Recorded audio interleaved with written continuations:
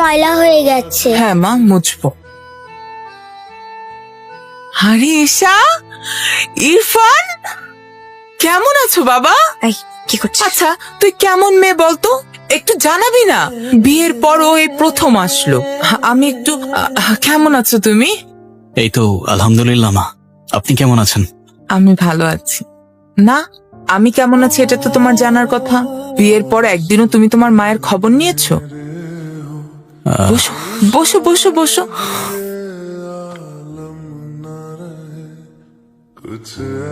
মা থাক না এসব। থাকবে কেন? আশ্চর্য, ওর কি এই বাসায় আসতে কারো পারমিশন নিতে হবে নাকি? জিজু কেমন আছো? এই তো আলহামদুলিল্লাহ, তুমি কেমন আছো?